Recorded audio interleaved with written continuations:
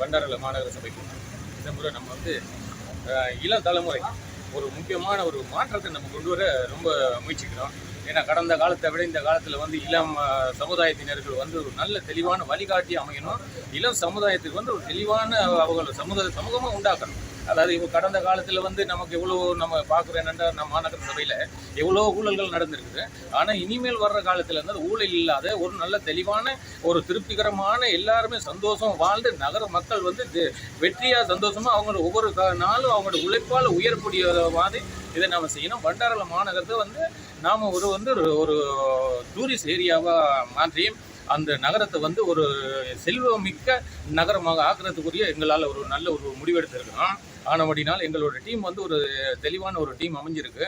இலங்கையிலே முதல் முறையாக சாமி ஒருத்தர் வந்து மாநகர சபைக்கு போட்டியிடுது முதல் தடவை. ஆனபடினால தமிழ் சிங்கள முஸ்லீமின மக்கள் அனைவருடைய மனங்கள் நம்ம வெற்றி கொண்டு இந்த மாநகர சபையில் மிகப்பெரிய ஒரு வெற்றியை நம்ம கண்டு மாநகர நகராதிபதி ஆகிறதுக்குரிய மிகப்பெரிய வரசாதம் அன்னை காளி தேவியின் ஆசீர்வாதம் கிடைத்திருக்கிறது.